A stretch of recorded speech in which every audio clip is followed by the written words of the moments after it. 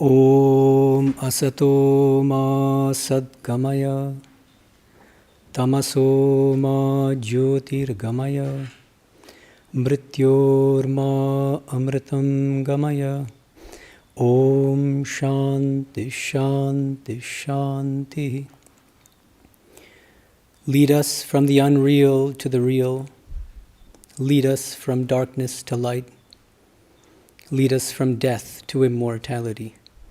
Om, peace, peace, peace. Good morning, everyone.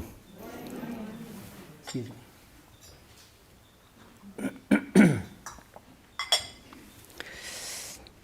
I'm reminded of a Key and Peele sketch. How many of you have seen Key and Peele, the comedy duo?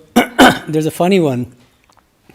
It's a fictional scenario. Martin Luther King has just delivered his famous I Have a Dream speech. The whole world is thrilled. And then the fiction is that there's a speaker that has to speak after him. And so they invite the speaker after him, and the guy makes a complete fool out of himself. Who can follow Martin Luther King? So I feel like that, because for the past 2 days, we've had the world-famous Swami Medhananda giving wonderful, breathtaking classes. On Friday, he gave a class on emptiness. Yesterday, he gave a class on fullness.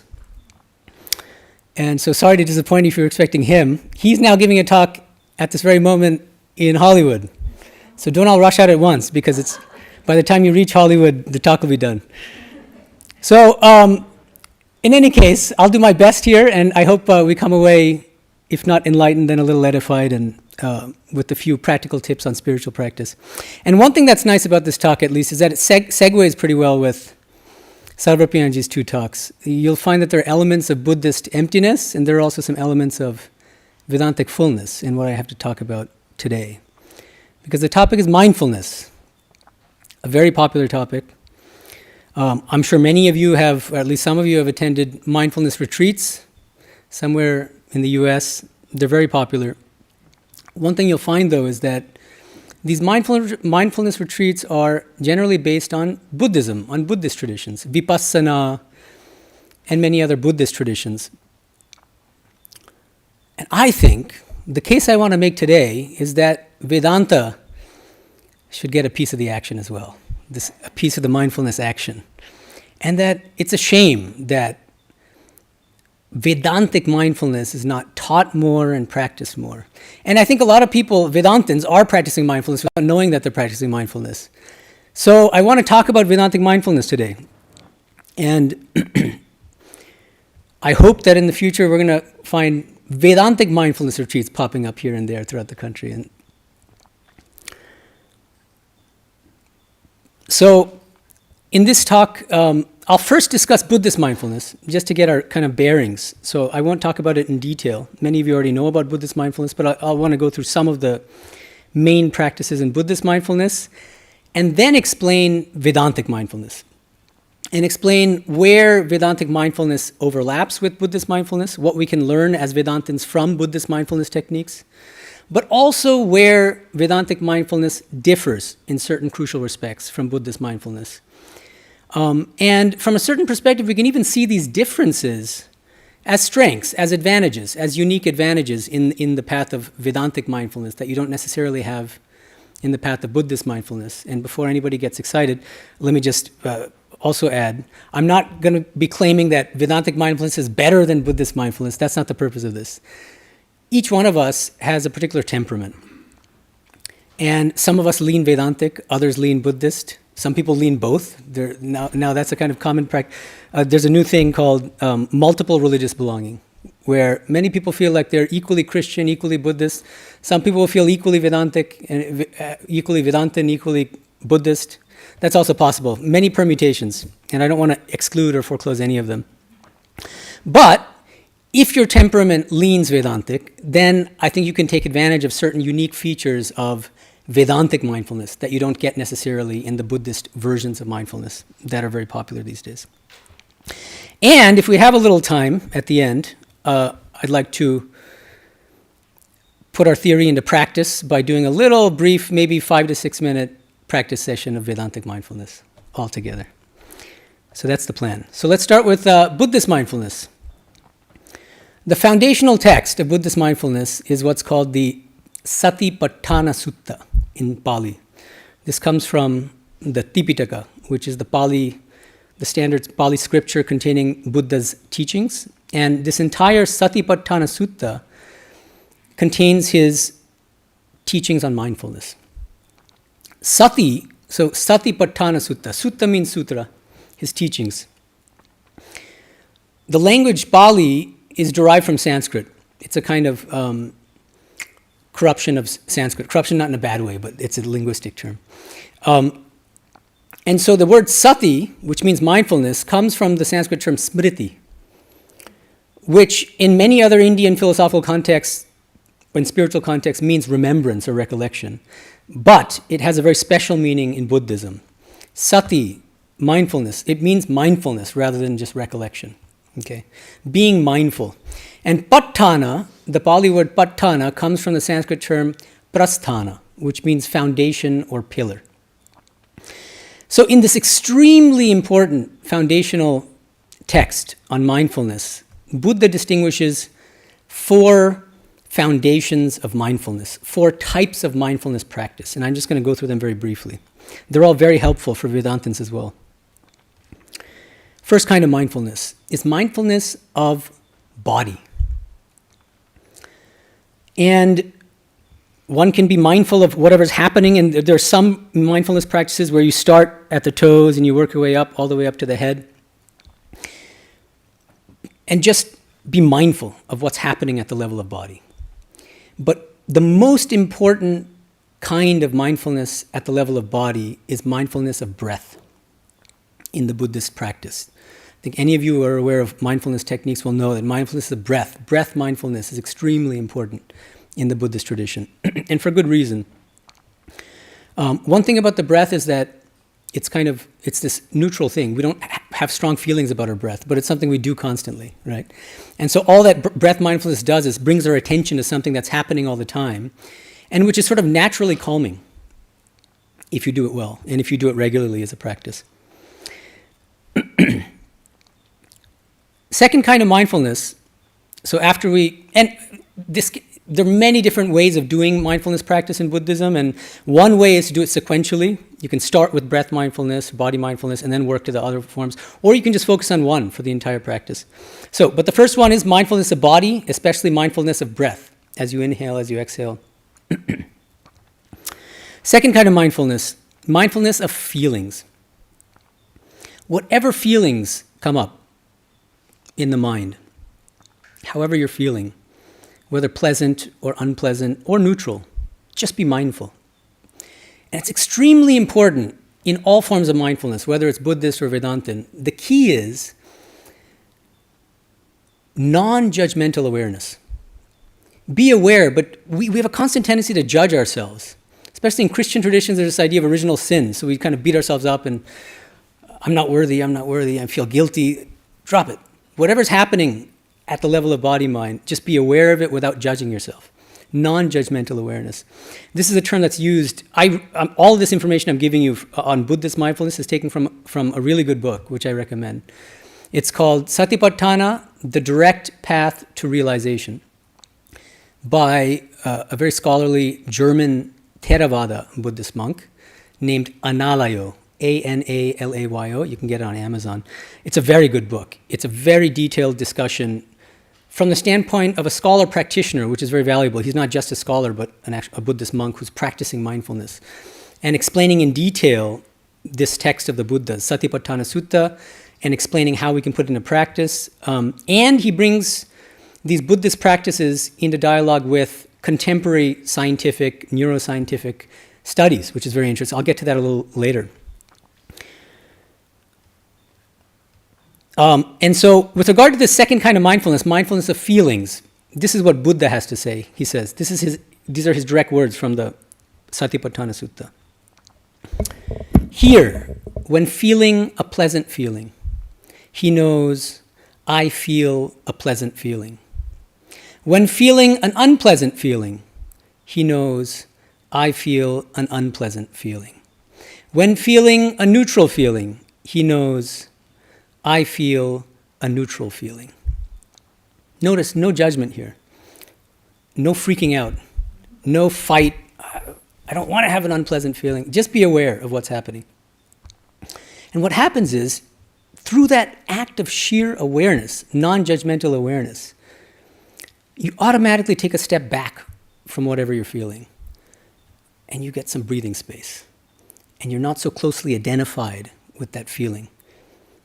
Usually the problem comes in when it's an unpleasant feeling, right? Whether it's depression or anxiety or anger or lust, whatever it is. Just by being aware of that non-judgmentally, what happens, we take a step back from that feeling. And we feel this breathing room, this kind of sense of liberation, of freedom from that feeling, from thraldom to that feeling. Third kind of mindfulness. Mindfulness of the thoughts that arise in our mind. This is what Buddha says in the same Satipatthana Sutta about mindfulness of thoughts. And how monks, he's addressing monks, and how monks does he, in regard to the mind, abide contemplating the mind? Here he knows a lustful mind to be lustful, and a mind without lust to be without lust. He knows an angry mind to be angry, and a mind without anger to be without anger. He knows a deluded mind to be deluded, and a mind without delusion to be without delusion. He knows a concentrated mind to be concentrated, and an unconcentrated mind to be unconcentrated. So you get the idea. But again, notice, all you're doing is just recognizing, being non-judgmentally aware of whatever comes up in the mind. And the moment you do that, you're going to feel a little distance from that thought, whatever it is, however unpleasant it might be. Fourth kind of mindfulness. Mindfulness of what Buddha calls the 5 hindrances, pancha nivarana. Otherwise known as dhammas. This is mindfulness of dharmas, but dharma in a very specific sense here, in the sense of the 5 hindrances. What are these 5 hindrances according to Buddhism? Sense desire, kama chandam is the Pali. So the first is sense desire, any desire for sense pleasures. Aversion. The third is sloth and torpor, so laziness. Restlessness and worry is the 4th hindrance. Hindrance to what? To spiritual progress, spiritual practice, to enlightenment, nirvana. And 5th is doubt. So Buddha has a special category of mindfulness just devoted to these 5 hindrances.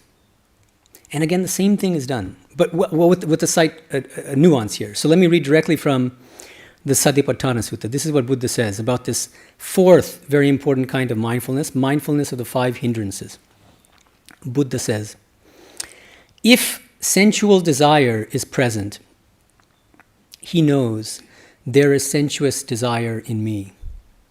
If sensuous desire is not present in him, he knows there is no sensual desire in me. And he knows how unarisen sensual desire can arise, how arisen sensual desire can be removed, and how a future arising of the removed sensual desire can be prevented. So this is much more subtle in a way, this final practice, because on the one hand, it's the same non-judgmental, non-reactive awareness of whatever hindrances come up in the mind, whether that's lust or aversion or laziness, restlessness, anxiety. But he adds these extra teachings, 3 more teachings. He knows how unarisen sensual desire can arise. So there's a kind of analytical component to this as well. It's what Vedantins call vichara. So this is mindfulness combined with awareness of how that hindrance has arisen in my mind in the first place. What was the cause? Oh, I see. It was that guy who said something mean to me. That's why I'm angry. That's the first thing he adds. Second, how arisen sensual desire can be removed. It's another aspect of vichara, of reasoning, of deeply thinking about the causes of the hindrances and how to remove them. And finally, how a future arising of the removed sensual desire can be prevented.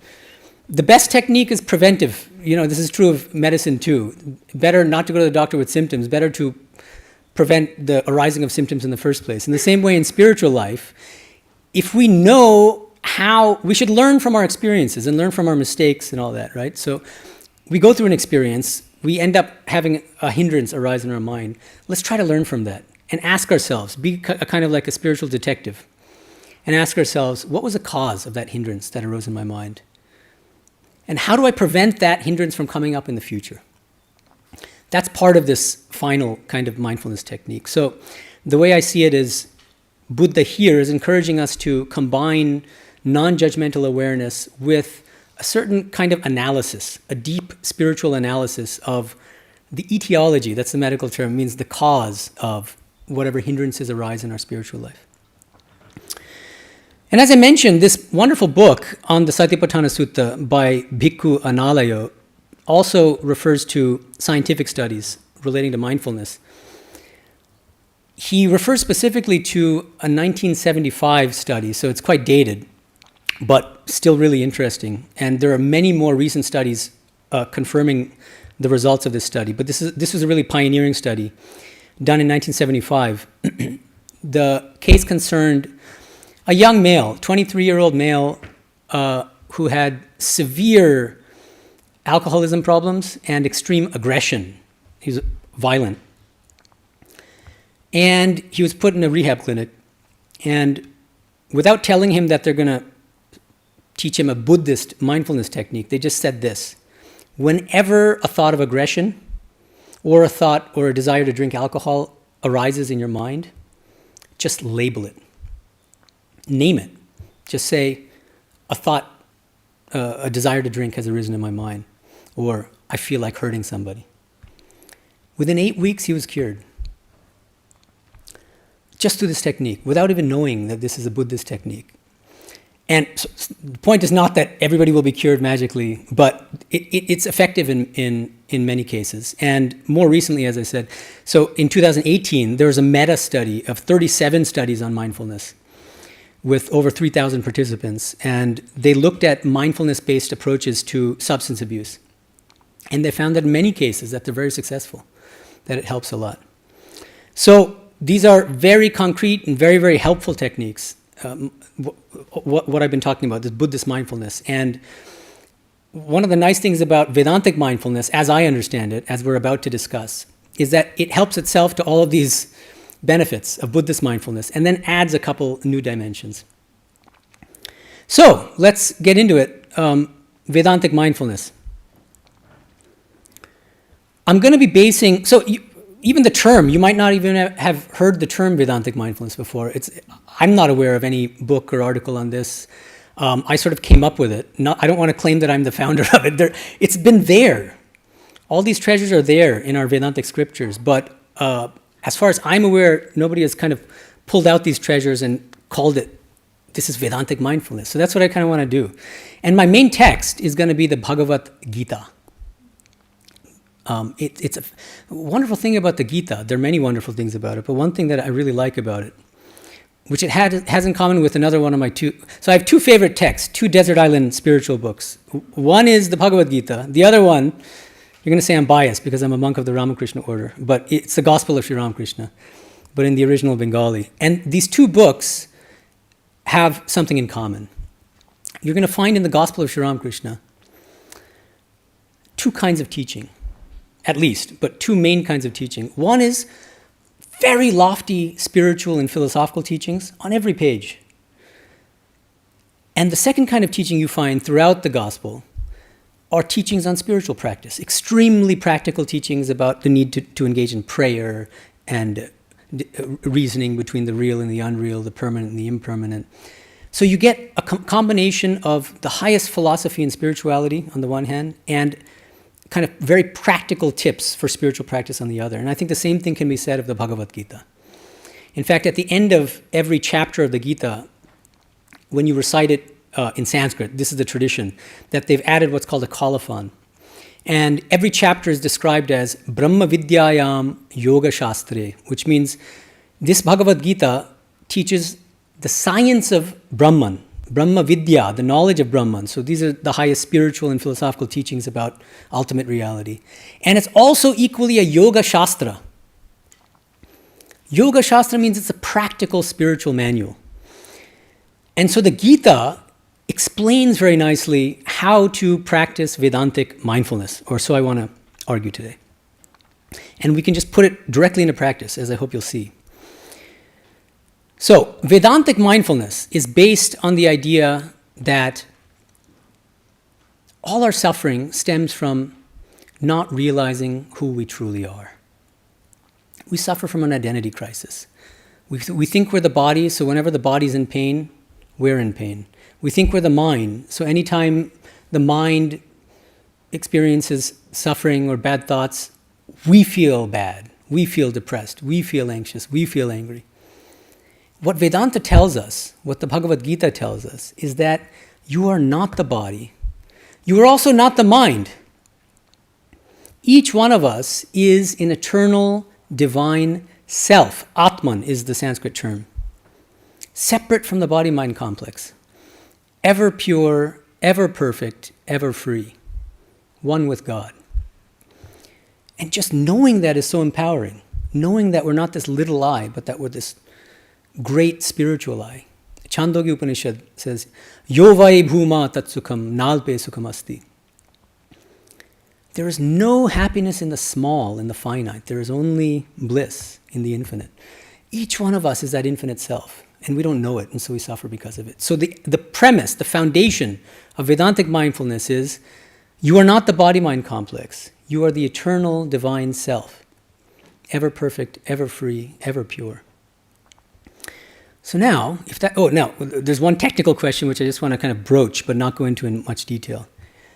I've been using the term Vedantic mindfulness, but some of you might know that Vedanta is a vast philosophical tradition with many schools within it, only one of which is Advaita Vedanta. And there are other schools of Vedanta. There's Vishishtadvaita Vedanta, qualified non-dualism.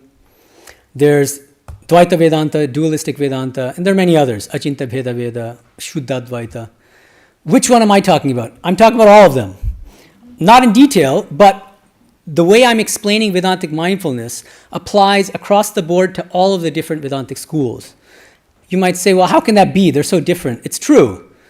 But every single school of Vedanta without exception, and a lot of people don't know this, they think this is that the non-dual school of Vedanta has a monopoly on what I've just been talking about, that we're not the body-mind complex, but we're the eternal divine self. No, every school of Vedanta, every bhakti school of Vedanta, meaning every school that teaches devotion toward a personal God, teaches exactly the same thing. You are not the body-mind complex. You are an eternal divine soul. But there is a difference between the non-dual understanding of the self and other schools of Vedanta. But from the standpoint of mindfulness, it's a very, very minor, I would say almost multiple selves. You don't have one self, and you don't have a different self. I don't have a different self. There's one self. The self is non-dual pure consciousness, according to Shankara's school of Advaita Vedanta. Other schools of Vedanta, so for instance Ramanuja, they'll say, yes, we agree with you, Shankara, that each one of us suffers because we mistakenly identify with the body-mind complex. And in reality, each one of us is an eternal divine soul, which Ramanuja says is one with God, part of God. But, Ramanuja says, I disagree with you, Shankara, that there's only one self. I have an individual self separate from you, and each one of us has a separate individual self. But why is that not important from the standpoint of mindfulness? Because the point is, the moment we realize that we're an eternal self separate from the body-mind complex, we're free from suffering. According to Ramanuja, he says, this is also very interesting, he says, to really feel love for God, genuine devotion, bhakti for God, you have to first realize yourself as an eternal individual soul separate from the body-mind complex. This is really and very practical too. Many of us talk about God, but we don't really, that feeling for God doesn't come from within. The reason is because we're identifying with the body-mind complex. So even Ramanuja, we're not talking about Shankara here. Ramanuja says a precondition for feeling genuine devotion for God is breaking our identification with the body-mind complex and realizing that we're an eternal soul, an eternal self, the Jivatma, separate from the body-mind complex. Only then can we feel true inner feeling, inner devotion for God. Okay, that was a bit of a detour, but now coming back. So what is Vedantic mindfulness according to the Bhagavad Gita? There are two terms in Sanskrit that are very important in the Gita in order to understand this mindfulness technique. Number one is prakriti. Prakriti means nature. And it's composed of 3 gunas. That's the second key term that's necessary to understand Vedantic mindfulness. Gunas is a term that has been translated in many different ways, none of which are, I think, totally satisfactory. So some people choose to just leave it untranslated.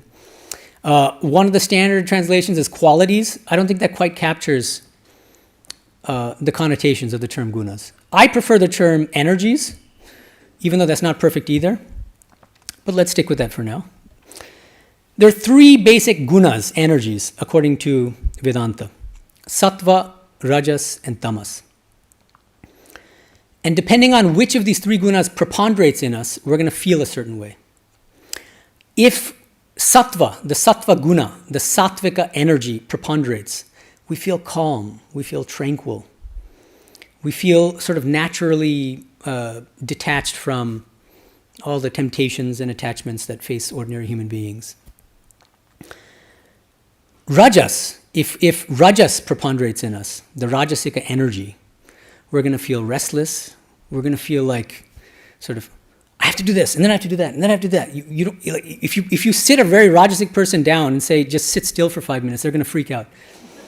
They can't. They're full of so much nervous energy that they can't just sit still. So they have to keep themselves busy. That's a sign of Rajas, having tremendous Rajas. And being very ambitious, that's a sign of Rajas. Being full of desires, very Rajasic. These are all signs of Rajas. And Tamas, the third kind of energy. Tamas literally means darkness. And for good reason. This is when Tamas preponderates in us, how do we feel? Lazy, sleepy, always procrastinating, putting things off to the last minute, not even kind of wanting to get up out of bed in the morning. Depression is highly tamasic.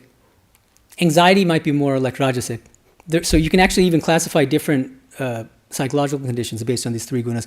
The 3 gunas paradigm is incredibly helpful in understanding, in making progress in spiritual life, in understanding where we currently stand, and in understanding what concrete steps we can take to make spiritual progress. I've given a separate lecture on this. You can look it up on YouTube if you're interested, on the 3 gunas in spiritual life.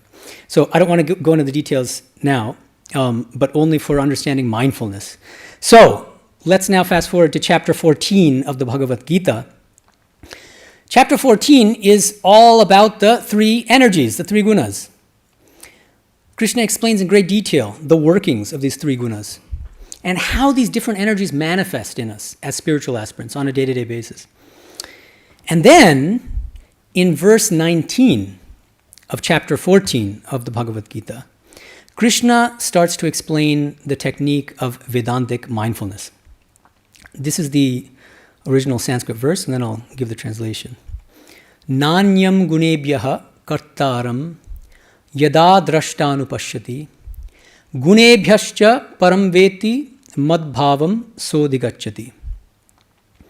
When the seer, the drashta, notice the term drashta, witness, seer.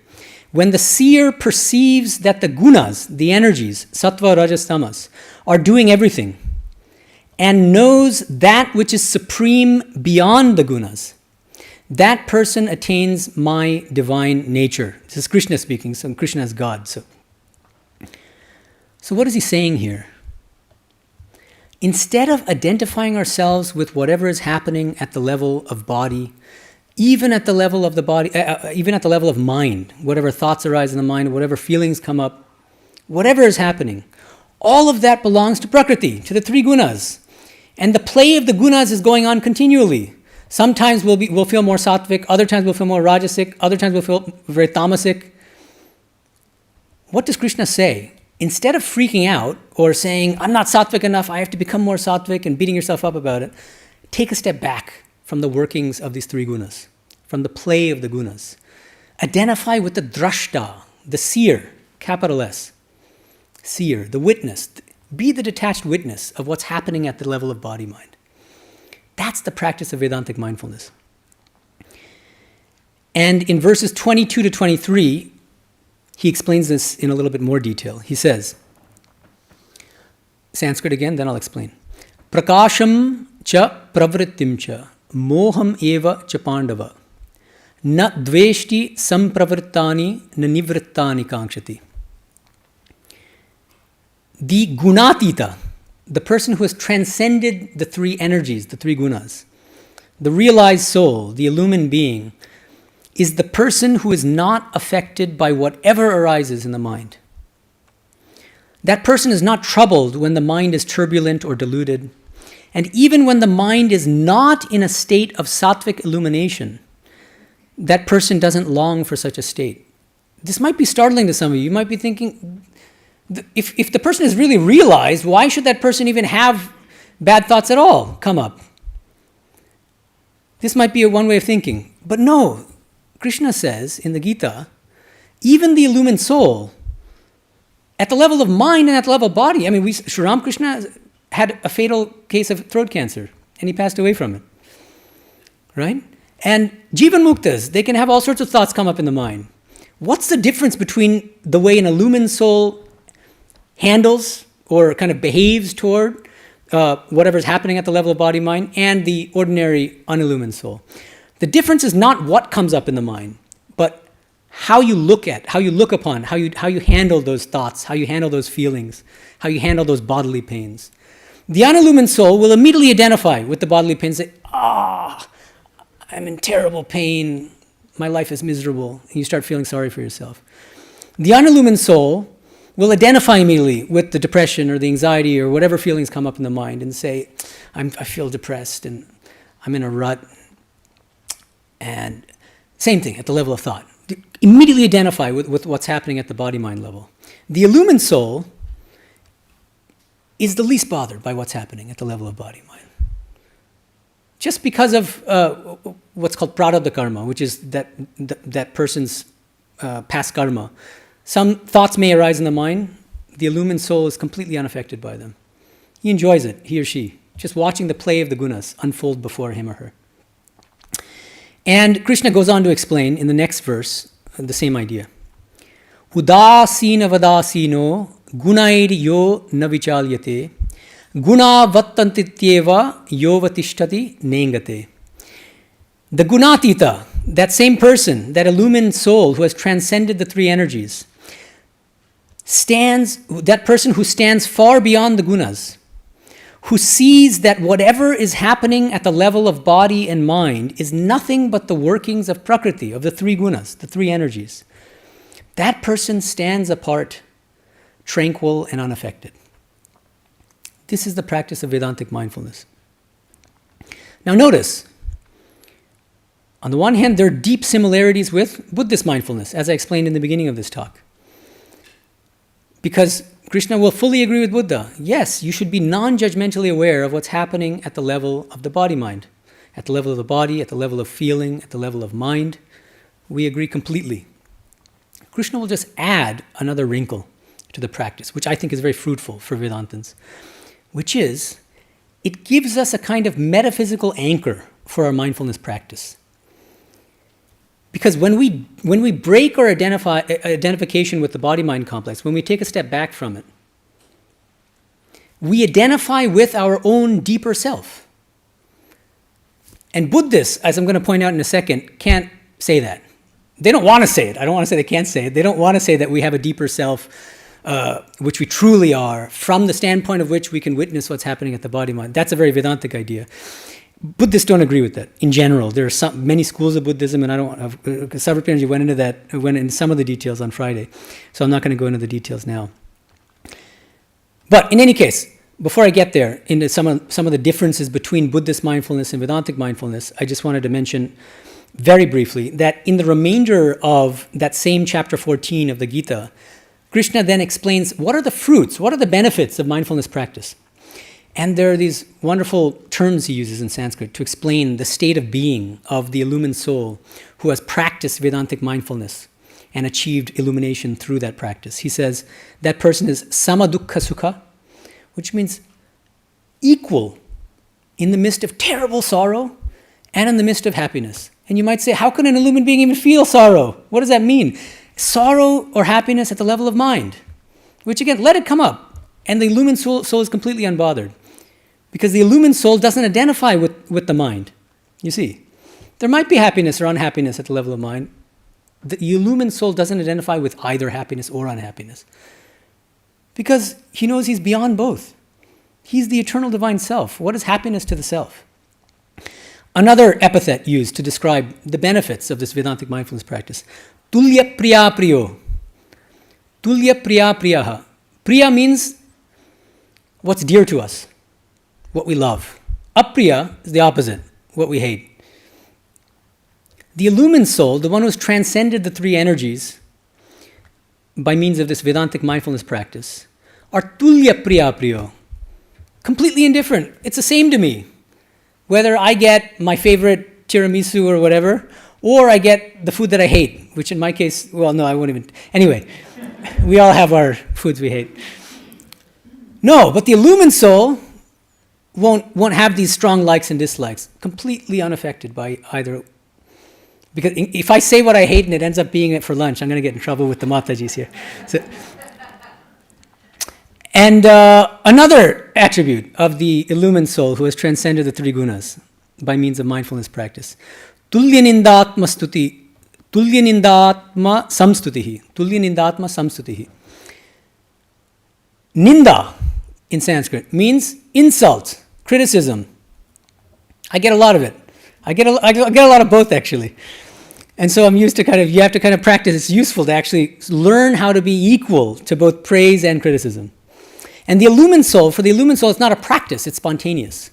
Who cares if somebody calls you a name or criticizes you?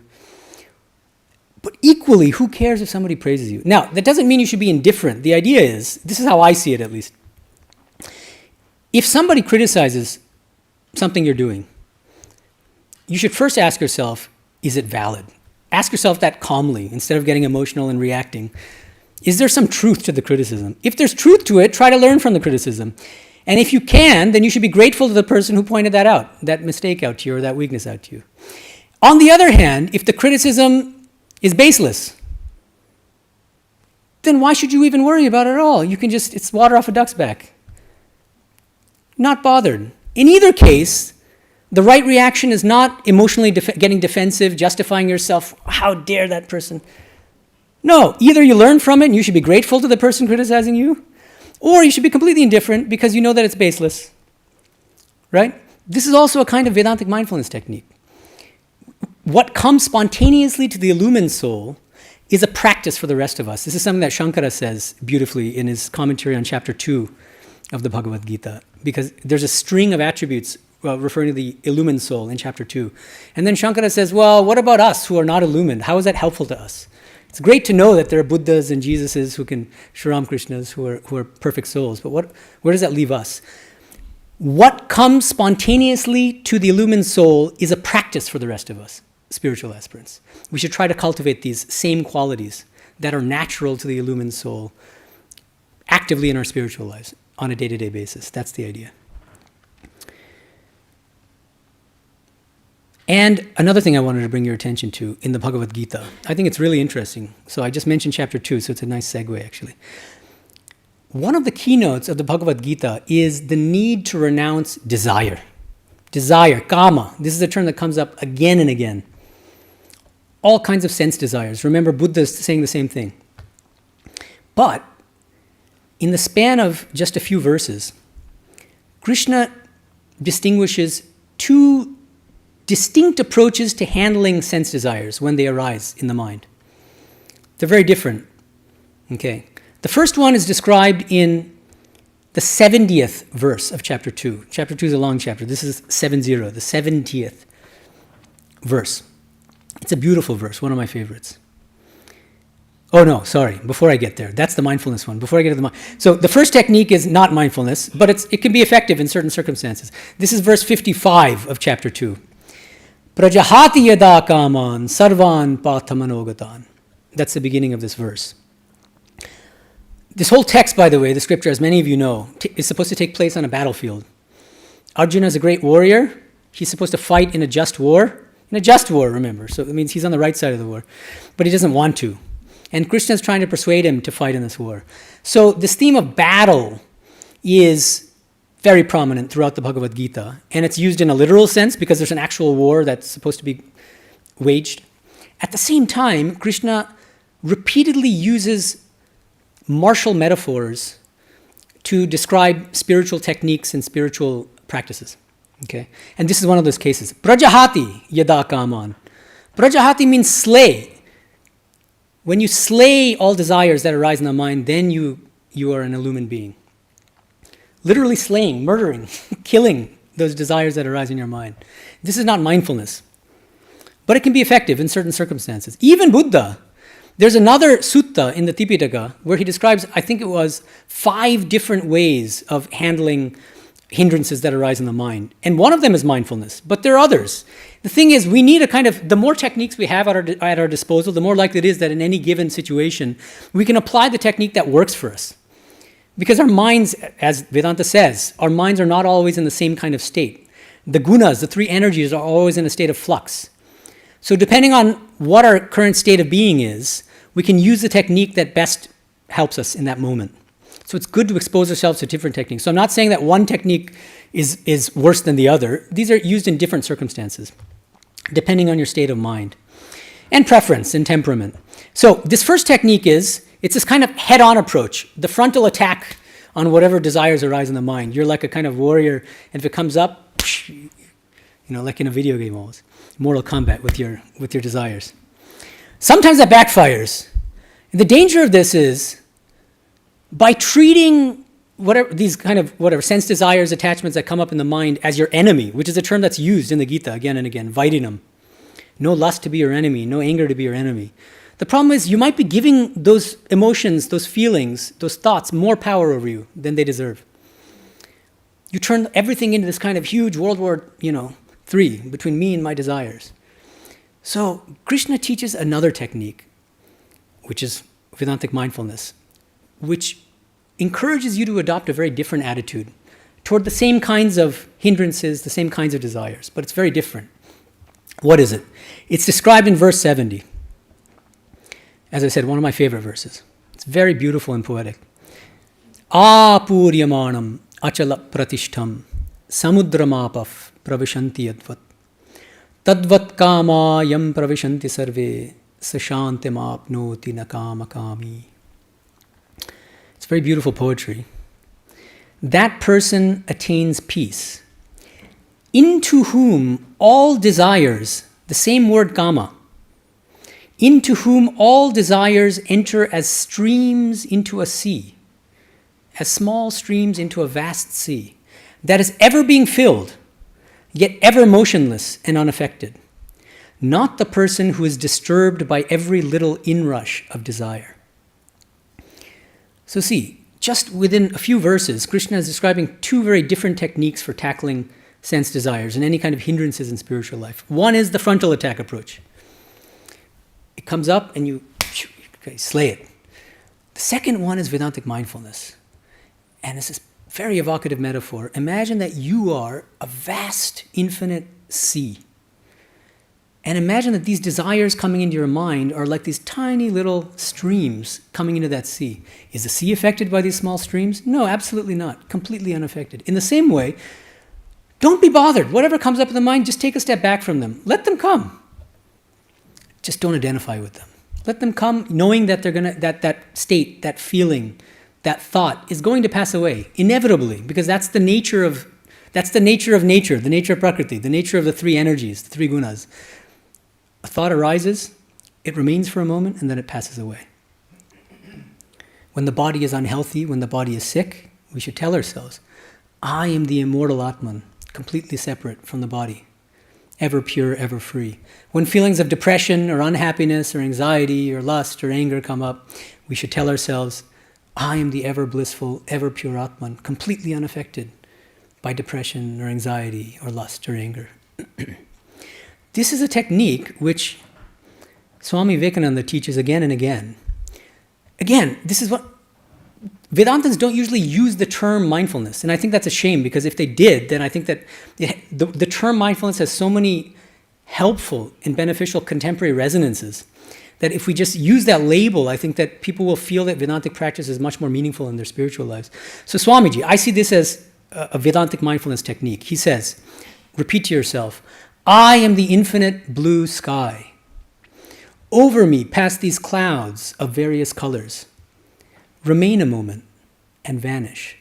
I am the same eternal blue. I am the witness, the same eternal witness of all. Isn't this Vedantic mindfulness? Isn't this what Bhagavad Gita is teaching us in chapter 14? Isn't this also very similar to what Buddha taught? Except for that wrinkle, which is, Buddha's not going to say, I'm the infinite blue sky. But that's what Vedanta says. You can identify with your deeper spiritual nature. I am the infinite blue sky. The Krishna's metaphor in verse 70 of chapter 2. I am that infinite vast ocean into which these little streams of desire come. Why should I be bothered by them? In Raja Yoga, another wonderful text of Swamiji's, Swami Vivekananda's, in fact, he suggests that we practice mindfulness. He says this is a very useful practice at the very beginning, before we do our main meditation practice. So let me read you directly from Raja Yoga. He says, the first is like that monkey jumping about. Let the monkey jump as much as he can. You simply wait and watch. Knowledge is power, says the proverb, and that is true. Until you know what the mind is doing, you cannot control it. Give it the rein. Give it the rein. Many hideous thoughts may come into it.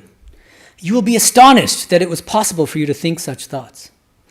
But you will find that each day the mind's vagaries are becoming less and less violent.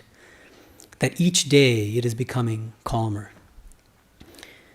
So this is a beautiful description of Vedantic mindfulness at the very beginning of your practice. Instead of feeling bad about the fact that your mind is distracted or full of worldly thoughts, just let the mind run on at the very beginning of the practice. And just have fun watching what comes up in the mind. And have fun is important. Don't take yourself so seriously. I think part of the problem in spiritual life is we take ourselves too seriously. And then we get depressed if we don't make enough spiritual progress. There's one monk who complained to Holy Mother and said, I've been doing so much japa and meditation and I'm not making any spiritual progress. She says, is spiritual life something like where you think that you've done so much and so you expect this in return? Is it shopkeeping with God? I've done so many hours of spiritual practice, therefore you owe me liberation? No, that's not the way these things work. And don't freak out so much about, progress. That can itself become another kind of mania. Obsessing about how much progress I'm making, looking at your neighbor, your fellow, whoever. If you're in a monastery, you might look at your brother and might say, boy, that person could really sit for way longer than I can for meditation. These are all unhealthy in spiritual life. Focus on your own practice and chill out a little. Mindfulness helps us to chill out. Okay, so I've already mentioned this a couple times, but I want to emphasize now. So what are some of the key differences between Vedantic mindfulness practice on the one hand and Buddhist mindfulness on the other? Number one, Buddhism is famous for their anatta doctrine. Pali, anatta comes from anatma in Sanskrit, which means no self or non-self. There is no deepest underlying self, according to most schools of Buddhism. So in the Buddhist technique of mindfulness, Buddhists don't tell you to identify with your true nature as some eternal self, but Vedanta does. And as I said, for a certain kind of temperament, for people who lean Vedantic, that can be tremendously helpful. Because as I said, then mindfulness practice has a metaphysical basis, a metaphysical anchor. You can identify with your own deeper spiritual nature from the vantage point of which you can just observe as a detached witness what's happening at the level of body-mind. You can say, it's literally not me. Those thoughts, those unpleasant thoughts that come up in my mind, they're not me. Those feelings that arise in my heart, they're not me, they're not mine. The pains that come up in my body, they're not mine because I'm not the body. I am the eternal self, ever pure, ever free. The second advantage of Vedantic mindfulness over Buddhist mindfulness, for those who lean toward Vedanta, is that there's absolutely no incompatibility between mindfulness and devotion. And how many of you have attended some kind of mindfulness retreat in the past? A few, yeah. And if it's Buddhist, I can almost guarantee you they're not going to be talking about God much or devotion. And I've talked to some friends who have attended mindfulness retreats, and they say that they're very, I don't want to say rigid here, because I don't want to come off as criticizing it. But the idea is, it's a very specific practice, and they don't encourage you to kind of dabble in other practices at the same time. But Vedantic mindfulness is nice, because Vedanta is very broad. And Vedanta will say, practice mindfulness to your heart's content, but never think that mindfulness is incompatible with the other yogas. So in Vedanta, there are 4 basic yogas. Mindfulness itself, it's difficult to categorize, but I think it falls under, it's got one leg in each of 2 yogas, I think. Jnana yoga, the yoga of knowledge, because there's a kind of intellectual dimension to it. You're taking a step back from your body-mind complex. But it's also, it has one foot in the Raja Yoga camp, the yoga of concentration, of meditation, because it's a kind of meditation. You're focusing on, you're being mindful of what's happening at the level of the body-mind. So if mindfulness falls under Jnana Yoga / Raja Yoga, there are 2 other yogas, at least, 2 other main yogas. Bhakti Yoga, the yoga of devotion toward a personal God, and Karma Yoga, the yoga of selfless works, selfless action, engaging in the world, doing whatever you're doing, whether it's your 9-to-5 job or raising kids, but doing it selflessly by trying to take the ego out of it. And what Vedanta tells you is, practice mindfulness to your heart's content, but you can equally practice bhakti yoga at the same time. And in fact, it can actually help, it can enhance, it can strengthen your mindfulness practice. How? In Buddhism, one sometimes feels that you're on your own. You might have a guru to help you or some senior monks, that's nice. But there's no higher power there to help you in your practice. Whereas in Vedanta, even when you're messing up your mindfulness, you can if you try to engage in mindfulness practice, you're going to see how difficult it is. It sounds nice, but then when you shut your eyes and you try to focus on your breath, within 2 seconds it's going to get diverted to something, what you ate for breakfast or what you're going to eat for lunch. So it's difficult. Mindfulness practice is difficult, like all spiritual practices. And one advantage of Vedanta is that you can always fall back on God and pray to God and say, oh God, I'm not able to do this mindfulness practice well. Give me the strength, give me the power to do it better. So you can combine bhakti with mindfulness, devotion with mindfulness. That's another advantage, I would say. And finally, so these are the 2 main, there are 2 unique features of Vedantic mindfulness that I want to emphasize, and then we can end with a brief practice. First is, there's a kind of metaphysical foundation for mindfulness in Vedanta. What's that foundation? The fact that in our deepest nature, we are that eternally pure, ever free, eternally divine self, right? And second, we can combine our mindfulness practice with all the other spiritual practices that we're doing without feeling any compunction about it. Without feeling that if we do this, then it's going to, we have to stop doing that. No. Vedanta is, I call it the both and paradigm rather than the either or paradigm. It's not either I practice mindfulness or I'm a devotee or I'm a karma yogi. Why not everything at once? And you might think, well, and then you become a dilettante, you don't do anything deeply. No. Take one as your main practice, whatever that might be. What Vedanta says is, first analyze yourself. If you're fundamentally devotional in nature, make bhakti yoga your main practice and make the other 3 yogas kind of satellites around it. And if you find that you're full of a certain kind of rajas, your aim should be to make it a kind of sattvika rajas by practicing karma yoga. Your main practice will then be karma yoga. And the other 3 yogas will be kind of satellites around it. And so on and so forth. But there's no one-size-fits-all formula in Vedanta. First step is, who am I? Analyze yourself. What are my strengths? What are my weaknesses? And then you can custom design a spiritual practice that's uniquely suited to your nature. In fact, Swami Medhananda, he would sometimes make these wonderful statements. One of these is, he says, no person is born into a religion. Each person has an individualized religion in the depths of his or her soul. Every single one of us in this room has a different religion in the depths of your soul. That's the beauty of Vedanta. The first step is discover what that unique religion, that custom-made religion just for you is, and then you can practice it to your heart's content. All right, so let's do a brief practice and we'll end. Vedantic mindfulness. Gently close your eyes.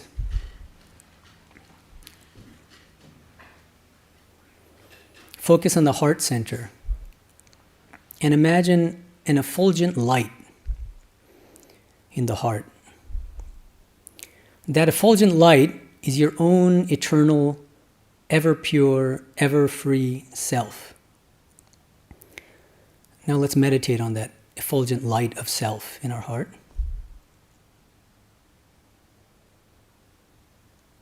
Breathe normally. Repeat to yourself mentally, I am this effulgent light in my heart, the eternally pure, eternally free self, separate from the body-mind complex. I am completely unaffected by what happens to my body. I am completely unaffected by what happens at the level of mind.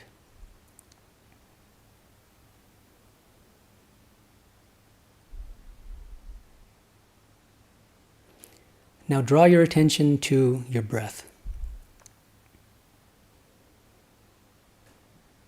And if you want a point of reference, you can sort of concentrate on the tip of your nose, where the breath goes in and out. Just be mindful of your inhalation and mindful as you exhale.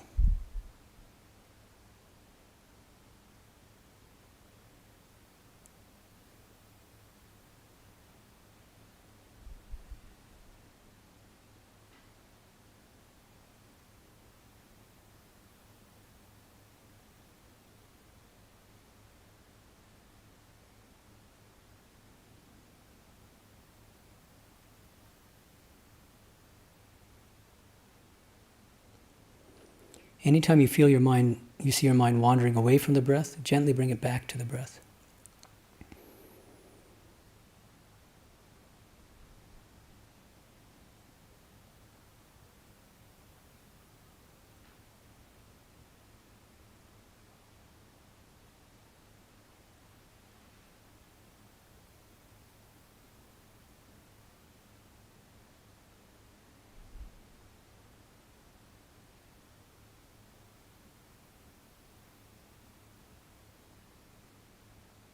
Now bring your attention to whatever feelings that you're feeling, whether pleasant or unpleasant.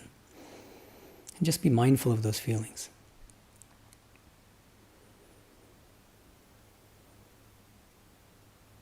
Without identifying with those feelings. Take a step back from them and just observe them, non-judgmentally.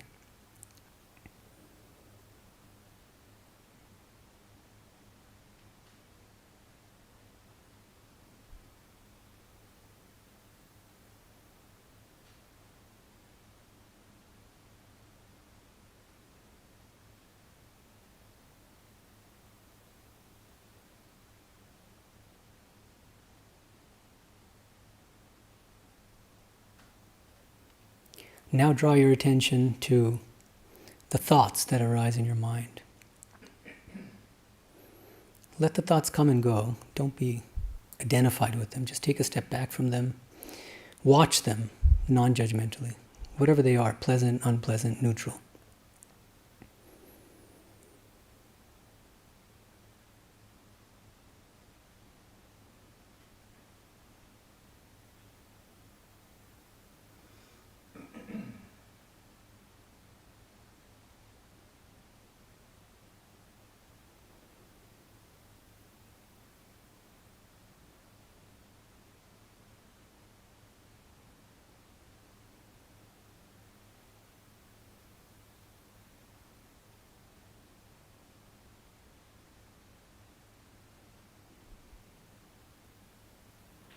Now bring your attention back to your breath.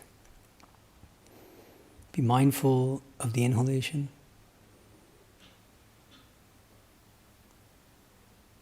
And be mindful as you exhale. Concentrating on the tip of your nose as the breath comes in and goes out. And as you exhale, imagine that all the negative thoughts and feelings are being exhaled out of the nose.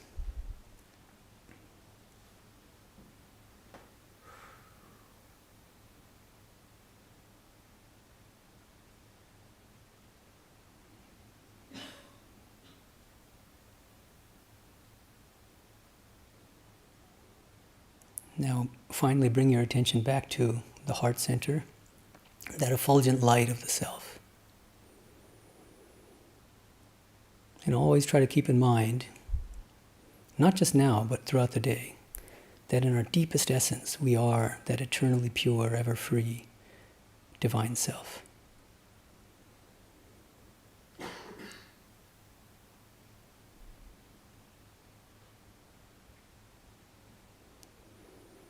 Om Shanti Shanti Shanti Hari Om Tat Sat Shri Ramakrishna Arpanamastu.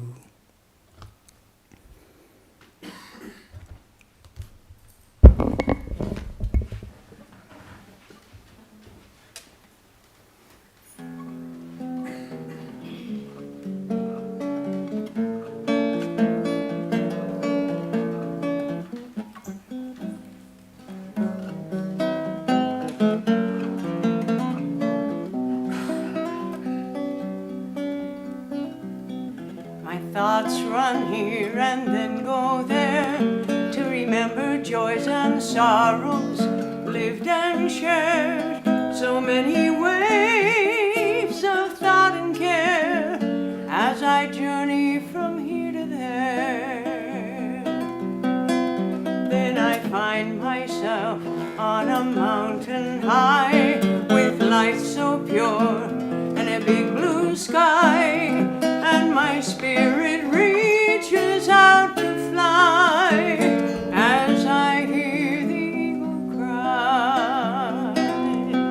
Then I soar beyond life's ocean's waves to a blissful sea and a crystal cave, to the silent peace of a mountain's heart, to that same place in my heart.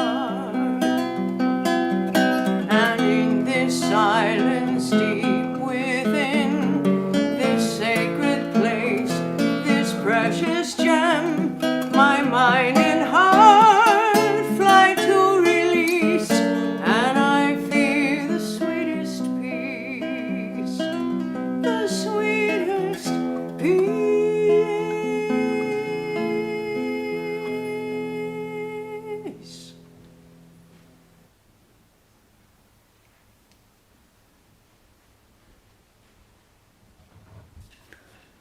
Some announcements. I'll be holding a question and answer if any of you are interested in a few minutes here. You can come if you have any questions about what I just said. Next Sunday at 11 o'clock here in the Santa Barbara Temple is a lecture by Swami Medhananda called Fear Not, O Learned One. And I'll be greeting you outside right now, I guess. Thank you. Have a wonderful Sunday.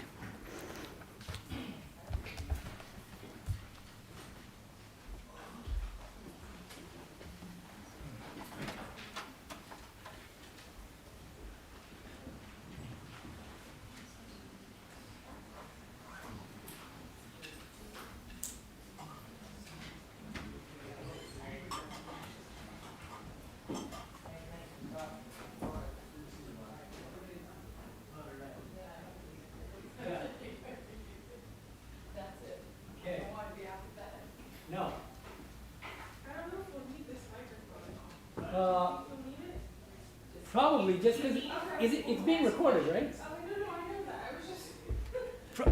Because otherwise I'm going to have to repeat the question, so I feel like... Guys are actually recording. It is. Yeah. It's for the benefit of the online audience. Why is there, what is the static that's going on here? Okay. All right, so, questions. People are slowly trickling in. Yeah, in the meantime, please tell me your name and then ask the question. My name is Ron. Hi, Ron. So the question is there a soul or is there not a soul? And my ego says it wants one. And therefore I have to doubt that. Right. Because it's more comfortable having one, so it knows after that it has karma to deal with and rebirth and all this stuff. Right. And yet the thing that it fears the most is death, and that's the very thing that we want to, we want for it. So in Buddhism, Can you put the mic closer to your mouth? Yeah, in thanks. Buddhism, how does that work? Is it still karmically that you're born, or is it just that you come in this lifetime and you splash and you go out? Oh, no. Yeah, okay, so you're saying a few things here. The first thing is what you said, the first part of what you said is very Buddhistic, actually. It's a kind of like, well, the ego is deeply invested in believing in some kind of eternal self so that it continues. But one point of clarification is necessary here. That's not Vedanta, because Vedanta doesn't say that we're an eternal ego. It's not the ego that lives forever. But it gets a little bit more complicated, because Vedanta also believes in karma and rebirth, but that the goal of spiritual life is being liberated from rebirth. That's what liberation is, liberation from rebirth, right? And so it distinguishes two levels of self, three levels of self. One is ego in the body. It's an embodied ego. That's what we are now. The body's going to perish at some point in the future. What continues? Two things continue. And this is important. One is what's called the sukshma sharira, the subtle body. That is a repository of our samskaras, latent mental impressions that we've accrued through many lifetimes. You can call it our character. That continues, that persists. And so we're going to be born again with those same latent mental tendencies, those samskaras, in a different body, in our next birth, and so on and so forth. But that's not the eternal self that we've been talking about in the talk today. We have a deeper, eternal, spiritual self. Because a subtle body is still material, it's still physical. It's just a subtle form of matter. But what I'm talking about, what Vedanta says, that in our deepest nature, we are not matter at all. We're not even that subtle body. We're an eternal divine self, which is ever pure and ever free, completely different. It's the diametrical opposite of the ego. And the ego is terrified of that deeper self, because it's the negation of ego. You have to kill ego in order to realize your true identity as that self. So that's regarding the first part of what you said. Remind me of the very end of what you said. It's more of a question about, in Buddhism, how do they look at extending further than life? Oh, yeah, that's right. Oh, yeah, right. Thank you. So in Buddhism, they say that they also fully accept karma and rebirth, except with the caveat that there's no enduring self that is reborn again and again across bodies. And so instead, they use these analogies, like it's like you have like 3 candles, and the first candle is lit. How do you light the second candle? You use the first candle, light the second candle, and then but you don't say that it's the same flame across embodiments. So it's a metaphor. They use a lot of metaphors. It gets extremely technical, these debates. And so Hindu schools debate with the Buddhists about this and say that you can't have it both ways. If you accept rebirth, you have to accept some kind of enduring self, because the very idea of rebirth means that it's the same entity that's being reborn. And then they're going to shoot back and say that, no, that's not necessary for these reasons. We Buddhists say we believe in call it a stream of consciousness or something. And it's like an ever-flowing river. And from one birth to the next, it's still, you're not the same person that you were from one birth to another, and yet there's no enduring underlying self. So your question is very good, but it gets very technical very quickly. The way you answered it is good. Okay, great. Well, thank you. Any other questions? Yeah, first her, and then we can come to. What's your name? Ankita. Ankita, right. Yeah, so thank you for the talk. Thank you. I have 2 questions. Mm-hmm. So the first is, how do I distinguish between a desire and a necessity? Because I might have like a desire which I don't really need, and my mind might be tricking me to tell, okay, you need this. Yeah. And my second question is, if I create a distance from my thoughts, then how do I get the motivation to to do the things which I need to do. Because Right. in my personal experience, I felt that to do something, I have to give importance to that thought. Right. Say, apply for a job or Right. study. So, Yeah, no, these are great questions. Okay. But I just forgot the first one again. So the first question, remind me? First was, how do I distinguish between a desire Oh, and yeah. a necessity? Okay, yeah. How do you distinguish between want and need, right? I mean, wants and needs, yeah. So we know what the needs are. Food is a need, because if we don't eat, we're going to die, right? Now, the thing is, one thing that contemporary consumer society is extremely adept at is turning needs into excessive wants. We all need to eat food, but what kind of food and how much variety of food and how expensive food, and so there are all these crazes for certain kinds of food and this and that, and then there's also this kind of greed for food. I can't do without X, Y, or Z food. That becomes a desire. That's not a need. You don't need, high-end $200 wines. You don't need to eat at five-star restaurants, right? But you need food. And I'm not saying that you should eat, TV dinners. There's a middle ground to be had here.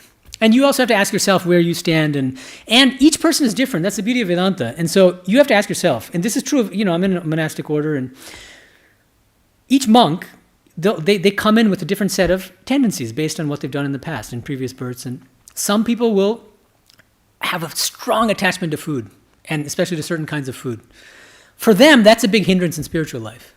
And so then they need to focus a little, they have to be more careful, more vigilant about not getting carried away with attachment to food. But there's somebody else who, they'll eat whatever's given to them, and the moment they're finished with their meal, they're going to forget about it and then move on with their day. They what? They eat to live. They don't live to eat, right? For those kinds of people, food is a much more minor factor in their spiritual life. So remember, no one-size-fits-all for those kinds of things. You have to figure out what are my true needs, and then what are just wants, which are hindrances in my spiritual life. And there's a great danger of self-deception in spiritual life when you ask these kinds of questions about yourself. Many people want to believe that what are actually wants are in fact needs. The ego is deeply invested in convincing yourself that, no, I actually need that Lamborghini. I actually need to eat at the 5-star restaurant, because what will other people say if I only eat at a 4-star restaurant or drive around a Honda Accord? But that's not a need. So these are actually wants disguised as needs. And so you have to, one thing I like about Eckhart Tolle, his work, especially A New Earth, I recommend that book to everybody. Apparently he came to our bookstore here in Santa Barbara, and he did a book signing. So hopefully he comes again. A New Earth, I recommend it. There's about 100, 150 pages. A whole section of the book is devoted to what he calls the many faces of the ego. And it's a kind of dissection of the different ways that the ego can play tricks on you. And I'm tempted at some point to give a lecture called Self-Deception in Spiritual Life, because there's so many different ways in which we can deceive ourselves and then short-circuit our spiritual progress without knowing it. One of the main ways I'm finding, I was in India for 13 years, and I came back to the US last August. Everybody and their mother seems to have already had spiritual experiences, and they love talking about them. They raise their hand and say, I have a question. I've realized God. It's not a question, it's an announcement. And I'm not saying that nobody has had spiritual experiences, but it's good to, first of all, if you've really had a spiritual experience, your first impulse shouldn't be to shout it to the skies and to tell everybody that you've met. And if that is your first impulse, I think there's good reason to doubt whether that was a genuine experience. As Christ said, don't throw pearls before swine. And if something is really precious to you, why would you share it with God? But you don't need to share it with other people. Anyway, that's a kind of a detour. But so that answered one part of your question. Then what was the other part of it? So like if I create a distance from my thoughts, how do I get the motivation? Oh, it's a very good question. I get this question a lot, specifically in the context of karma yoga. Because Gita, we didn't talk about this today really, but Gita is all about, one of the keynotes of the Gita is to engage in karma yoga, nishkama karma, which means you do whatever is your duty, but nishkama, without desiring the fruits of that work. And then your question is, well, if we don't desire the fruits of our work, how are we going to muster the motivation to do the work in the first place? So I like to use an example. Imagine you're a doctor and you have to do a critical surgery on a patient. Okay. Desiring the fruits of that action in this case would be desiring that the surgery be a success and that you can save the patient, right? Now, what the Gita tells you is, do your duty to the best of your ability, but leave the results to God. Because that's not in our hands. Any surgeon will tell you that. You can be the best surgeon in the world, and your patient might die. And if you are deeply attached to the fruits in that sense, success or failure, you're going to be distraught, devastated if the patient dies, for instance. But if you are a karma yogi when you do the surgery, you'll be as skillful. Yoga karmasu kaushalam. That means skillfulness. There's a definition in chapter 2 of the Gita. Karma yoga is defined as skillfulness in action. It's not that you do it lackadaisically, half-heartedly. No, you do it with full enthusiasm. That's also in chapter 18. It says, Mukta sango na hambadi dhriti utsaha samanvitaha. Siddhya siddhyo nirvikaraha katta sattvika uchyate. The sattvika actor, the agent, person engaging in karma yoga. What are the attributes? Mukta sangaha, completely free of all attachments. Some people are deeply attached to a certain kind of work. That's a sign of rajas. They love something, and if they can't do without it. That's another kind of bondage actually in spiritual life. Mukta sango. Anahamvadi, without being egoistic about the work. Some people are incredibly puffed up with pride. Look at how great I am at doing this. And they have these giant egos as a result of being the greatest surgeon in the world, the greatest lawyer in the world. Mukta sango nahambadi dhriti utsaha samanvitaha. This is what I want to emphasize. Dhriti utsaha samanvitaha. Full of what? Dhriti, perseverance. Seeing through the work to the very end. With utsaha, enthusiasm. It's not indifference. We were talking about indifference. It's not indifference. Full enthusiasm, energy. You do the work, but leave the fruits to God. In India, there's a common expression, do your best, leave the rest. Leave the rest to whom? To God. Okay, dhriti utsaha samanvidha. Siddhya siddhyo nirvikaraha. Be unaffected by success and failure. That is the sattvika actor. Now coming back to the surgeon example. Imagine tragically that the patient dies. The surgeon has done his best or her best. Patient dies. The person who is not doing it as karma yoga will be completely devastated and might not even be able to sleep for a month, thinking that it's my fault and I could have done this, I could have done that. But let's just posit that there's no malpractice and that he actually did his best. If you're a karma yogi, you're not going to be indifferent. You're going to be full of sympathy and love for the patient's family, but without being devastated by it. Because that's God's will. That I did my best, I know that, but the patient died by God's will. So that's just one example, but I hope that clarifies it. Thanks. Yeah, in the back. And I think you had a question first, so why don't we give first you and then back. Yeah. My name is Carol, and it just follows with what you were saying about letting go, being indifferent to those feelings, and how do you guard against that apathy or indifference? Right. And you sort of touched on that. Yeah, let me add one more dimension to this. Bringing in bhakti yoga, because in Bhagavad Gita, karma yoga and bhakti yoga are kind of inseparably united. Karma yoga is most often explained by Krishna as doing whatever work is allotted to you and giving the fruits to God. Chapter 3, Mai sarvani karmani sanyasyadhyatma chetasa nirashi nirmamo bhutva yudhyasva vigata jvaraha. Whatever actions you engage in, give them to me. Do them for me, is what Krishna is saying. And focus on your true nature, adhyatma chetasa, your true spiritual nature. As what? Now the devotional understanding of the true self is that you're a servant of God, you're a child of God. And this has precedent in the Upanishads. One of the famous statements in the Shvetashvatara Upanishad is Amritasya Putra. This is one of Swami Vivekananda's favorite statements in the Upanishads. Each one of us is a child of immortal bliss. We are all children of immortal bliss. So if you think in those terms, and let's say you're a householder, you've got a spouse, you've got children, you've got a 9-to-5 job. Whatever you're doing, whether you're raising your kids or going to work, do it as a servant of God and do it for God. Think of yourself as a servant of God doing this work because God wants you to do this work. This is the work that God has appointed to you. Do it to the best of your ability, and then that becomes a motivation. The motivation is to please God and to serve God. So it's not that you don't have a motivation, but the motivation changes. It's not egoistic anymore. It's not, I'm doing this to make money. I'm going to work to make money so that I can get that beautiful car I want, or no, I'm doing it to please God. And whether I get name and fame or what, it's not that you have to all be beggars and not get money. No. Whether money comes, how much money I get, up to God. Whether my work's just the crucial attitude. Does that make sense? Thank you. Back there, and then here. Yeah, first. Yeah. Yeah, we quite two questions. Mm-hmm. One on karma yoga and the fruits of your labors. I ran a business and read the Gita and thought this is exactly the right thing to do. And what happened was when you run something to those principles, you do really well. Yeah, absolutely. I think if you really put it into practice. So our business, this is a big one,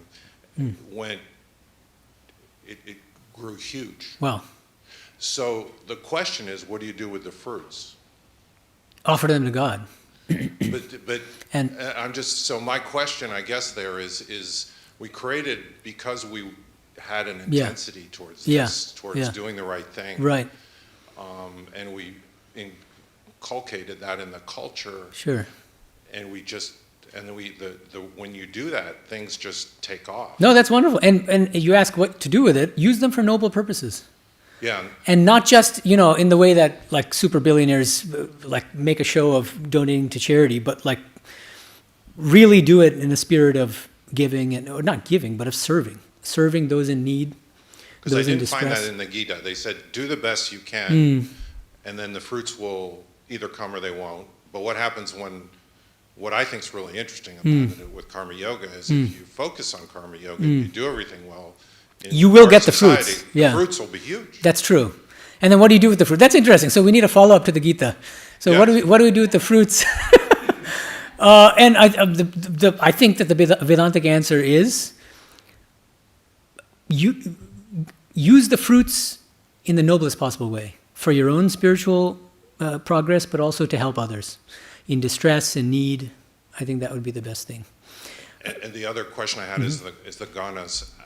When you read the Gita, it's very hard to figure out how they play or interplay. Could you give a 101 answer to what they are and how one should think about them? Well, I'm afraid I have to plug another one of my lectures then. So Good. on YouTube, if you type in my name and then type in 3 gunas, I gave a lecture recently, last month in Houston, called The 3 Gunas in Spiritual Life, A Practical Guide. And I go into great detail. And it would take me an hour at least to explain the workings of the 3 gunas, and because there's so many different aspects to it. And I go into detail in both Bhagavad Gita and its explanation of the gunas, but also the Gospel of Sri Ramakrishna, and link them together. And so that would take us way too far afield. But please feel free to go to YouTube and just type in Medhananda 3 gunas, and you'll find that lecture. Okay, I'm going to hopefully get your name, because that's the only part of the Gita I find, and other people who I've given it to, they get confused on that. Okay, no, that's why I gave that lecture, because I know, and there's a lot of material in the Gita. The gunas come up in many verses, in not just chapter 14, but in chapter 18 and chapter 17, and putting it all together in a framework is actually pretty tricky, and it takes work. But it's extremely helpful and practical in spiritual life, and that's what I emphasize in that lecture. So please do look it up on YouTube, and if you have any further questions, you can catch me next time I come to Santa Barbara. All right. And sure. And I think you had a question? Is Buddhistic meditation more popular because they don't bring God in the picture? That might be one of the reasons. And the beauty of Vedantic mindfulness is you don't need to bring in God either if you don't feel like it. But it's an option. It's not mandatory, but it's an option for those who are also devotional in nature. Both and, right? Why treat them as mutually exclusive? If it's helpful to your practice, practice devotion to your heart's content. But with Buddhism, usually it's a no-no. Right? Anyone else? Great questions. Thank you so much. Om Shanti Shanti Shanti Hari Om Tat Sat Shri Ramakrishna Parnamastu.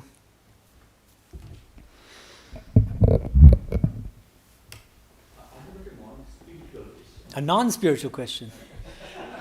Wow.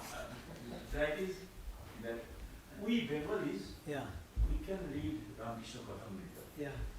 If I have to give that translation to one of my friend or who is very much desirous to know that, with my broken English, I cannot translate that way. Right. Whose translation is the best one? It's not perfect, but it's the best we have. No, what is the best one? Yeah, definitely. Is there any other? No. There are other transitions, but I'm telling you the best one is the even though I disagree respectfully at some points. If you've seen, I'm doing a gospel class. Right. Huh? Can you answer one more question? There was someone online, but I couldn't see it because So should I go back to the chair? yeah, they'll hear you. Okay. Oh, it's still recording then, huh? Yeah, I was turning it off and I saw a question. Oh, I see. Oh, I should tell the question. So then I think you should also, so why don't we first get the online question, then you ask with the microphone, your question, because then people online can also ask. So it was, Swami, could you please give tips on coherently combining the paths of jnana and bhakti, more so on the jnana framework, adding bhakti in? Okay, but in the context of mindfulness or just in general? What's the question? Can you ask the, because It doesn't say. well, okay. With regard to mindfulness, which was the subject of our talk, it's very easy. Engage in mindfulness, which is the way I explained it in the Gita, but take the help of God. When you feel like you're not able to do the practice as well as you could be, you can just immediately start praying. So you can combine mindfulness with prayer, for instance, and pray to God to help you in your mindfulness practice. So that's a concrete example. Now, if you're asking about how to reconcile Jnana Yoga and Bhakti Yoga more generally, kind of outside the context of mindfulness, then I would say it's complicated, and it depends on how you understand Jnana Yoga and how you understand Bhakti Yoga. But I'll just give you one simple example. In Ramanuja's tradition, which is qualified non-dualism, Vishishtadvaita Vedanta, he fully embraces Jnana Yoga. Many of us don't even know that. We only study, those of us who know anything about Vedanta usually only study Shankara's school. But if you study Ramanuja's school, and I'll plug a book here, which I found very helpful, Bhakti Schools of Vedanta by Swami Medhananda, who is a vice president of our order. He explains in great detail the Bhakti schools, including Ramanuja's school. So according to Ramanuja, I mentioned it briefly in the talk, but I'll just say it again. Okay, Jnana Yoga, the yoga of knowledge, is the practice of meditating on your true, eternal, spiritual nature separate from the body-mind complex. This sounds like Shankara, but this is Ramanuja. Okay? Meditate on your true nature as an eternal individual self, separate from the body-mind complex. Ultimately, this practice of Jnana Yoga, combined with Karma Yoga, should culminate in the realization of your eternal spiritual nature. That's called Atma Avalokanam, according to Ramanuja. That realization then makes you eligible to practice Bhakti Yoga, which is the higher practice, because you cannot feel true devotion for God until you have actually realized your eternal spiritual nature separate from the body-mind complex. So you see how these two things, Jnana Yoga and Bhakti Yoga, in Ramanuja's philosophy, are intimately united. And in fact, he's turning the tables on Shankara, because Shankara says Bhakti Yoga is a preparatory discipline to then practice Jnana Yoga. Ramanuja says, other way around. Practice Jnana Yoga to become eligible to practice true Bhakti Yoga. You cannot feel true love and devotion for God so long as you mistakenly identify with the body-mind complex. So that's one example. I can go on, but I'll stop there. And one last question.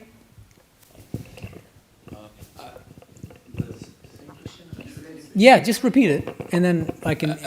Actually, for the Gospel of Thakur, it is in Bengali. Correct. So, I want the best translation which can be given to my friends or anybody who wants that in English. Okay. Which one the best one? Okay. So it's nothing to do with the talk, but I'm going to answer the question because some other people may have the same question. So my answer is, there are several translations of the Gospel of the original Bengali Sri Sri Ramakrishna Kathamrita. I think the best existing translation is Swami Nikhilanandaji's translation, and it's very widely available in all of our centers, bookstores. You can probably get it here. And I teach a gospel class in Hollywood, and I sometimes respectfully disagree with some of Nikhilanandaji's renderings, translations of particular words. Sometimes he omits things. So I'm not saying it's perfect. No translation is perfect. But it is astonishingly good. And part of the reason is because his English is not just flawless, but it's sterling. I mean, stylistically, it's incredibly beautiful and elegant and moving without being florid. And it's very difficult to pull that off in a translation, because I've read other translations which are awful. And at the same time, because he was a native Bengali speaker, he grew up in Bengal, he has a very, very deep and intimate understanding of the Bengali language. Where I differ from him are things like he omits things, and there are good reasons for it. He translated for a Western audience, an American audience in the 1930s, I think. And so he tends to translate God as he, capital H-E. And I always say, no, with Sri Ramakrishna, it's usually she, S-H-E, Divine Mother. So and then he omits chapter headings and section headings because he felt that, well, it's not necessary for the Western audience. So I personally think that Nikhilanandaji's is by far the best existing translation of the original Bengali Kathamrita, but that it can be revised in minor ways to make it even better. That's my opinion. Thank you. And one more thing. Yeah. And almost the original Gita version in English. What is the best translation of the Bhagavad Gita in English? That's an even harder question because there are like a million. I know, but so, yeah. I know Gorakhpur made some. Gorakhpur. Well, everybody has a translation of the Gita. No, I mean, there are hundreds of translations. From but our school. From our school, that's interesting. You mean the Ramakrishna Vivekananda? That's an even more difficult and interesting question because I'm about to teach a new class in Hollywood called The Bhagavad Gita in the Light of Sri Ramakrishna, and I'm debating which text to use. It's difficult because we don't have a commentary on the Gita, a full commentary from the standpoint of our tradition. The thing is, so my answer is complicated. Here's how I put it. There is one text which I would recommend by Swami Tapasanandaji called the Bhagavad Gita, the Scripture of Mankind, something like that. Now, the advantage of that is that he was a follower of our tradition, deeply scholarly, competent translation. Of course, with translations, I always say, especially translations of poetry, because the Gita is originally Sanskrit poetry, you have to sacrifice either accuracy for the sake of spiritual power and poetry, or you sacrifice spiritual power and beauty for the sake of accuracy. And Tapasanji leans on the side of the latter, which means it's a little bit, translation-wise, it's a little dry. It's not going to come off as very poetic. Yeah, but you can't, it's not, there's always going to be a trade-off in translations. Okay, so translation-wise, Tapasanji, it's accurate though. What you lose in poetic beauty, you gain in accuracy. Okay, but more importantly, from the standpoint of our tradition, he has footnotes to important verses where he gives really original readings sometimes, discussions of kind of comparing Shankara's interpretation of this verse with Ramanujan. Then he says, if we bring in Sri Ramakrishna's idea of Vijnana here, this and that, we have an even better understanding of this verse. Can I actually ask Yeah. why do you prefer that to the Chidbhavananda one, which a lot of people... Yeah. Why don't you give her the mic so that... Why do you prefer that to the Chidbhavananda translation, which is popular in Southern California right now? Yeah, I mean, I don't dislike the Chidbhavananda translation, and that's another book that it's a kind of resource, which I might even use. But to answer that question, let me introduce another book, and then I'll explain it in that context. I think the best commentary on the Bhagavad Gita from the standpoint of the Ramakrishna Vivekananda tradition is, drumroll, Sri Aurobindo's Essays on the Gita. Now the thing is, the difficulty with that is, he doesn't mention Sri Ramakrishna anywhere in the 600-page commentary. And so we're in this funny situation where, okay, now coming back to Chidbhavananda, this book, who was a monk of our order. I think he left at some point, I believe. Okay, yeah. So in any case, he refers explicitly to some of Sri Ramakrishna's teachings in the course of his commentary. Sometimes those are apt references, other times not quite so apt. And secondly, it's just not as deep a commentary. It's not as deep an interpretation. Sri Aurobindo was a realized soul, and had mystical communications with both Sri Ramakrishna and Swami Vivekananda. In his Alipur jail, when he was in jail for a year, Swami Vivekananda came to him every night for a fortnight and taught him meditation. He had ecstatic spiritual realizations. He communicated with Sri Ramakrishna 3 times on a mystical plane and understood their life and teachings very deeply at a spiritual level. And on that basis, he wrote this commentary on the Gita, which was divinely inspired, I think, in my opinion. You might think this is over the top, but that's just my opinion. And so when you read Sri Aurobindo, but it's very difficult because his English is tough. English is tough, and if your mother tongue is not English, it's even tougher. But if you can handle the English, I think it's by far the best and deepest and most profound commentary on the Bhagavad Gita from the standpoint of the Ramakrishna Vivekananda tradition. But you have to do quite a bit of work to see Sri Ramakrishna and Vivekananda and what he's saying, because he doesn't refer to them explicitly. So that's what I've tried to do already, and I have an article, if you're interested, it's with a very pompously academic title, Toward a New Hermeneutics of the Bhagavad Gita, Sri Ramakrishna, Sri Aurobindo, and the Secret of Vijnana. And I plan to write an entire book on Sri Aurobindo, where there would be 1 chapter on the Bhagavad Gita. So, with Sri Aurobindo's essay on the Gita, I would say is the best commentary we have from the standpoint of our tradition, but it requires work on our end to find the Ramakrishna and Vivekananda elements in what Sri Aurobindo's saying. Chidbhavananda has the virtue of directly referring to our tradition, but I think it's not nearly as deep or profound as Sri Aurobindo's commentary. But it has the advantage, as I said, that there are explicit references to the teachings of Sri Ramakrishna. And Swami Tapasanji has not written a full commentary. I wish he had, because he's one of the few people in our order who could have pulled it off. But he didn't, and that's a shame. I might, if God willing, write commentaries on the Prasthanatraya. That's one idea I have in mind. Some of the main Upanishads, a separate book on Bhagavad Gita, and a third on the Brahma Sutra. But everything's up to God. So we don't have that yet. But as I said, so it's a kind of triangulation between Chidbhavananda, Sri Aurobindo's essay on the Gita, and Swami Tapasanji's Bhagavad Gita would be a very complicated answer to your question. I asked a non-spiritual simple question. It's so big. Okay, all right. Well, no, I like the question. I think it's an important question to ask. Thank you. Thank you, everyone. Okay, so now we're done. We're now done with the official Q&A. Thank you, everyone. Be mindful and happy.